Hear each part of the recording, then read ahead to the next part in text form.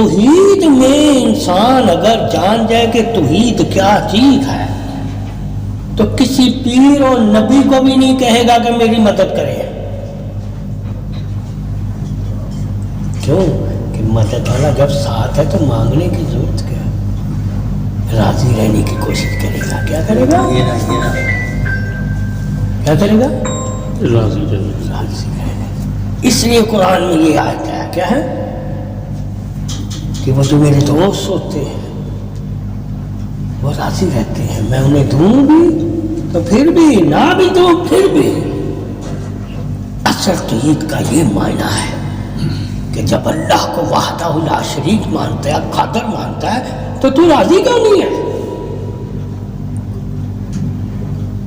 ٹھیک ہے.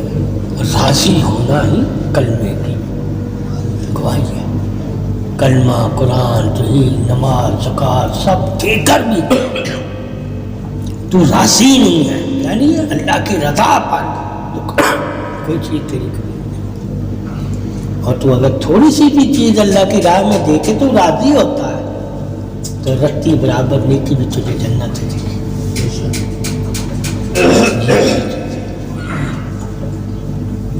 اور توحید کا بیان دینے میں انسان فنا فی اللہ ہوتا ہے یعنی کہ اپنے آپ کو کسی بھی قابل نہیں سمجھتا. ٹھیک ہے. جس وقت تو اپنے آپ کو کسی قابل نہ سمجھے تو سمجھ لینا کہ میں اللہ کی وحدت والا ہوں. اس لیے علی کو کہتے وحدت اللہ. انہوں نے اپنے آپ کو کبھی کچھ نہیں سمجھا.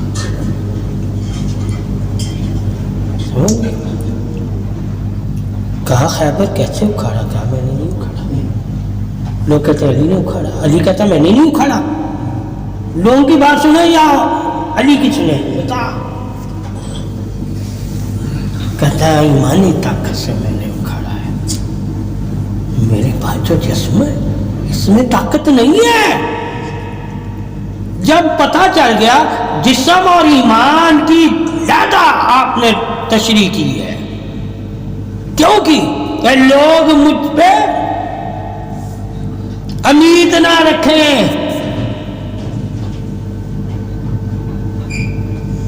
کہ میں مدد کرتا ہوں کسی کی. جو اللہ نے مجھے ایمان دیا میں اس سے مددگار ہوں. کیا؟ کس سے؟ میں نے محمد صلی اللہ علیہ وسلم کی مدد نہیں کی. جو انہوں نے ناد علی پکارا میں آیا جو ہم بھی پکارتے ہیں تیری ہماری مدد کر آ کے. اگر مدد علی آیا جب اس نے مدد کی خیبر فتح کیا لوگوں کو پتہ چل گیا پوچھا کہ آپ نے یہ خیبر کا قلعہ کیسے اکھاڑا یہ کیسے کیا ہے؟ تو آپ نے فرمایا یہ میری ایمانی طاقت ہے. جسمانی نہیں رہا. جب آپ کو ایمانی اور جسمانی طاقت کا روحانیت کا پتہ چل گیا کہ روحانیت اور جسم میں کیا فرق ہے تو پھر آپ شرک نہیں کریں گے. کیا نہیں کریں گے؟ اس لیے علی کا ماننے والا کبھی بھی شرک نہیں. آج تو جو علی کے فرمانوں کو مانے. کیا مانے؟ آپ نے فرمایا میں نے نہیں کچھ کیا.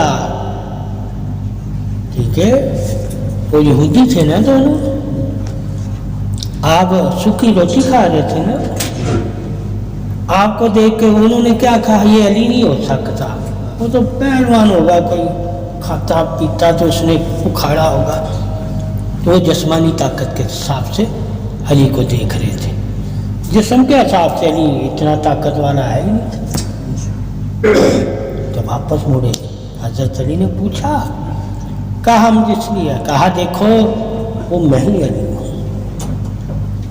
یہ میری جسمانی طاقت ہے وہ میری ایمانی طاقت ہے. میں نے جو خیبر کا دروازہ اکھاڑا ہے وہ ایمانی طاقت سے اکھاڑا یعنی کہ اللہ کی طاقت سے. جسمانی طاقت کو اہمیت نہیں. اللہ کی طاقت اب اللہ کی طاقت سے جب تو کام لے رہا ہے تو کیسے لے رہا ہے؟ اللہ نے تجھے طاقت دی ہوگی تو کہے گا نا اللہ کی طاقت سے کام. آپ پہچانتے تھے کہ اللہ نے مجھے ایمان کیسا دیا ہوا. پہلے اسی لیے کہتے ہیں پہلے اپنے آپ کو پہچانو کہ میں ایمانی طور پہ کتنا مضبوط ہوں اور میں جسمانی طور پہ کتنا مضبوط ہوں. جب تجھے اپنی اللہ نے جو تجھے ایمان دیا اس کی طاقت کا ہی نہیں تجھے پتا تو اللہ کی کیسے تو تعریف بیان کرے گا؟ اسی طرح اللہ نے جو تجھے نفس دیا جسم دیا اس کی طاقت کا ہی نہیں تجھے پتا تو اس جسم سے کیسے کام لے گا؟ ایمان سے بھی تو نہیں کام لینے ہیں اور جسم سے بھی تو نہیں کام لینے ہیں. جب دونوں چیزیں تو نہیں استعمال کرنی ہے تو ان چیزوں کے بارے میں تجھے علم ہونا چاہیے نا میرے پاس اس کی طاقت ہے بھی ہے یا نہیں. جب تیرے پاس اس کی طاقت ہے تو کام لے گا نا. اس لیے پہلے اللہ کہتا ہے اپنی طاقت کو پہچانو. کیا پہچانو؟ کہ میں نے تجھے کتنی طاقت دی ہے. ٹھیک ہے اے انسان. کیا ہے؟ اب انسان کی طاقت کیا ہے؟ کتابوں میں پڑھ لینا حدیثوں میں کہ کتنی اللہ نے انسان کو طاقت دی ہے. ٹھیک ہے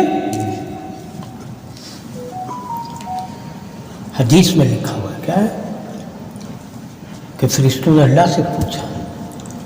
ٹھیک ہے پانی کے بارے میں, آگ کے بارے میں, ہوا کے بارے میں, ٹھیک ہے مٹی کے بارے میں. تو اللہ نے کہا اس سے طاقتور تھا. پھر آخر اللہ نے کہا انسان ان سے بھی زیادہ طاقتور. ٹھیک ہے یہ انسان کا نام لیا اللہ نے, مسلمان کو نہیں کہا. ٹھیک ہے یعنی کہ اللہ کی بنائی ہوئی چیزوں سے انسان طاقت والا ہے.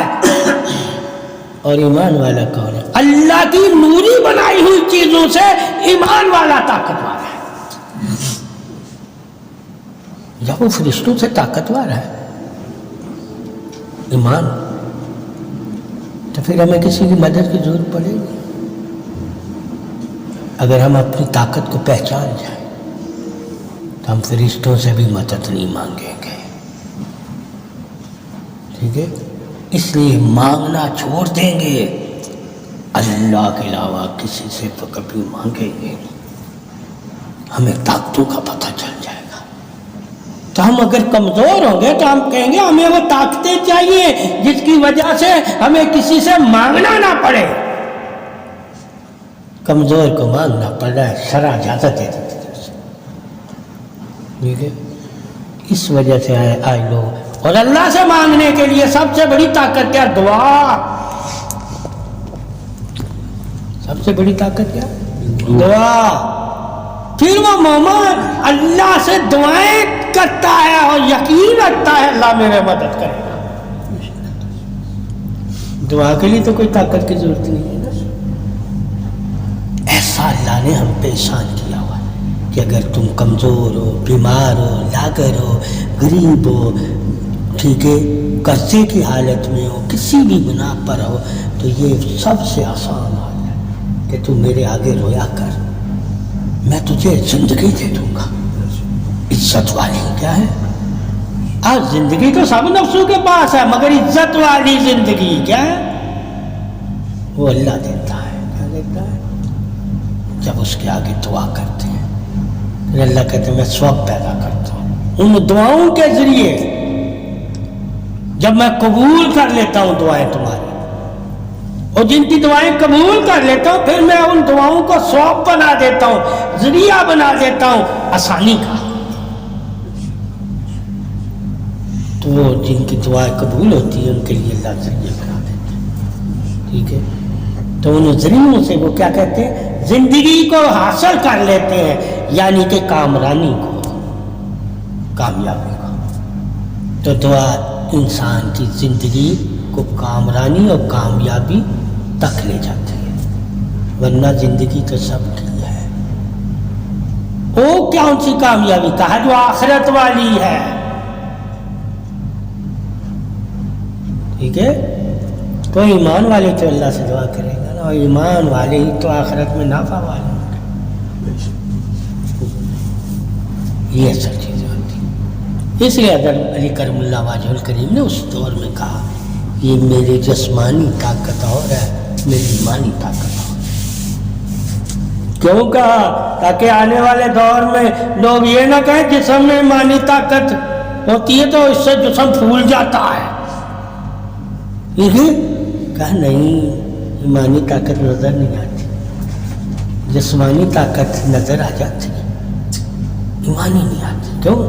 وہ اللہ کی طاقت ہوتی، مگر کام اللہ کے بندے کے ہاتھوں نہیں کرنا ہے، مگر وہ بندہ بھی کہہ رہا ہے ہاتھ میرا ہے، مگر ایمانی طاقت سے چل رہا ہے، تاکہ شرک سے بچے رہیں۔ کس طرح شفا بھی ہے، کیا ہے؟ ہاتھ میرا ہے مگر ایمانی شفا دے رہا ہوں، جسم میں میرے شفا نہیں ہے، ٹھیک ہے؟ سمجھ گئے؟ اب ایمان میں شفا ہے، کیا ہے؟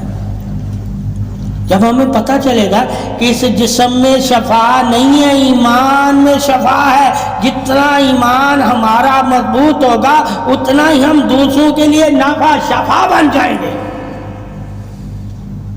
تو یہ ایمانی شفا ہوتی ہے، کیا ہوتی ہے؟ سمجھ گئے؟ اس طرح انسان کو یہ دونوں میں فرق رکھنا ہے، ایمان میں کی طاقت میں اور جسم کی طاقت میں۔ ہم جسم کی طاقت کو تو ہر کوئی جانتا ہے، کوئی ناپ تول میں آ جاتی ہے، کیا آ جاتی ہے؟ اس کی حد ہے، حد تک کام کرتی ہے، مگر ایمانی طاقت کی کوئی حد نہیں ہے۔ اللہ جہاں چاہے جس وقت چاہے مدد کر سکتا ہے، مگر انسان نہیں کر سکتا۔ کیا نہیں کر سکتا؟ انسان کی حد کہ یہاں تک کر سکتا۔ تو جب ہمیں پتہ چل جائے گا کہ اللہ نے انسان کے جسم کی ایک حد رکھی ہوئی ہے مدد کی، مگر ایمان کی کوئی حد نہیں ہے، جب اللہ سے مدد ایمانی طور پہ مانگتے ہو تو قبر میں بھی اللہ تمہاری مدد کر دے گا۔ یہ اللہ کی مدد ہوتی ہے، کہ جہاں کوئی تیرا مددگار نہ ہو وہاں بھی اللہ تیرا مددگار ہے۔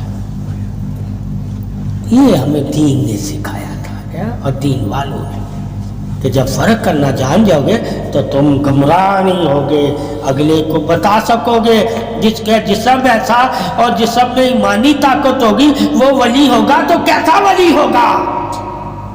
تو تعریف کرنے میں کوئی مولوی فتویٰ نہیں لگا سکے گا، کہ اس نے یہ بتا دیا کہ میرے جسم کی یہ طاقت ہے، مگر میں نے اس وقت جو کام کیا وہ ایمان یعنی کہ اللہ کی طاقت سے میں نے خیبر کو اکھاڑا تھا۔ اللہ کی طاقت پھر کیا ہے؟ ٹھیک ہے، ہاتھ میرا تھا، ٹھیک ہے، طاقت اللہ کی تھی، میرے جسم کی طاقت نے کام نہیں کیا، ٹھیک ہے؟ شرک سے بچا لیا، کیا بچا لیا؟ مگر عظمت کو بھی دکھا دیا، ٹھیک ہے؟ اصل یہ ہے کہ شرک سے بھی بچنا ہے اور عظیم بھی ہو کے رہنا ہے، ٹھیک ہے؟ سمجھ گئے؟ اندھا نہیں بننا۔ تو مولا علی نے اپنی عظمت بھی بتا دی اور شرک سے بھی بچایا، ٹھیک ہے؟ یہ ہوتی ہے تعریف، کیا ہے؟ ٹھیک ہے کہ بچاؤ بھی اور سمجھاؤ بھی، اور اگلے کی عظمت کو نیچے بھی نہیں کرنا، بلند کرنا ہے، کیوں؟ اللہ چاہتا ہی تو وہ یہی ہے کہ دوسروں کو بلند کرنا۔ جب اللہ کی چاہت ہے کہ میری مدد سے تم غالب یعنی کہ بلند ہو جاؤ تو اس بلندی کا اظہار بھی کرو، کہ اللہ تعالیٰ نے غالب کر دیا۔ کس کی وجہ سے؟ کہا میں نہیں چاہا تھا، میری طاقت سے وہ تمام صحابہ پہ غالب ہوا تھا، اگر میں نہ طاقت دیتا تو وہ غالب نہیں، تاکہ کوئی شک نہ کرے، اللہ کی رضا کو سمجھنے والے راضی رہیں گے علی کی تعریف میں، اللہ کی۔ اور جو منافق ہوتے ہیں وہ پھر راضی نہیں ہوں گے، ایک تو تم ان کو پھر پہچان جاؤ گے کہ بھئی ہم تو تعریف اس لیے کر رہے ہیں کہ اللہ کی تعریف ہے، اور اللہ کہتا ہے میری رضا کے لیے تو کسی کی بھی تعریف کر، یعنی کہ کسی جڑی بوٹی اور پتھر کی بھی اگر تو تعریف کرتا ہے میرے لیے تو میں تو اس سے بھی نیکیاں لکھ دیتا ہوں. ٹھیک ہے؟ شرط یہ ہے کہ تو تعریف کس کے لیے کر رہا ہے؟ مولا علی کی. شرط یہ ہے کہ تو مولا علی کی تعریف کس کے لیے کر رہا ہے. شرط یہ ہے اپنی ایمان کی تقویت کے لیے، رہنمائی کے لیے، عظمت کے لیے، بھروسے کے لیے، توکل کے لیے. کس کے لیے مولا علی کی تعریف کر رہا ہے؟ یہ جاننا بھی لازم ہے. جاہل کو کیا پتا کہ تعریف کس کے لیے انسان کرتا ہے؟ اظہار عظمت ربوبیت کے لیے، کہ اللہ کی تعریف کے لیے ہم مولا علی کی تعریف کرتے ہیں. اللہ کی تعریف اور اللہ کی تعریف کے لیے اگر کسی کی تعریف کرو تو شرک نہیں ہوتا. انبیاء کی بھی تعریف اس لیے کرتے ہیں، صحابہ کی بھی اس لیے کرتے ہیں. ٹھیک ہے؟ جب ہمیں پتہ چل گیا کہ ہر تعریف ہم کرتے ہی مسلمان اسی لیے کہ اللہ تعریف والا ہے اور اس نے جو بنایا ہے وہ بھی تعریف کے لائق بنایا ہے. جب ہم جان گے کہ جو اللہ نے بنایا ہے وہ بھی تعریف کے لائق بنایا ہے، اور جو لائق بنایا ہے بنانے والا تو اللہ، اس لیے تعریف کے لائق بھی وہی ہے. یہ عظمت ہوتی ہے اصل میں. ٹھیک ہے؟ فرق بس کر کے بتاؤ کہ نفسی طاقت کیا ہے، ایمانی طاقت کیا ہے، جسمانی طاقت کیا ہے، علمی طاقت کیا ہے، تصوری طاقت کیا ہے، زبان سماعت کی طاقت کیا ہے. یہ ساری طاقت میں تجھے بانٹا ہوا ہے اللہ نے. ٹھیک ہے؟ جب تجھے بھی پتا ہوگا یہ بھی اللہ کی تقسیم ہے تو اللہ کی تقسیم پہ راضی رہنا بھی تجھے پھر اللہ نے بتایا ہوگا کہ میری تقسیم پہ وہ راضی رہتے ہیں جو مومن ہوتے ہیں، اور جو منافق ہوتے ہیں وہ راضی نہیں ہوتے میری تقسیم. یہ بھی اللہ نے تقسیم اصل ہے. کیا اور قرآن میں ہے منافق نہیں راضی ہوتا تقسیم پر، اسے جتنا مرضی دے دو وہ راضی نہیں ہوتا، اور مومن کا نام بھی دو راضی ہو جاتا ہے. ٹھیک ہے؟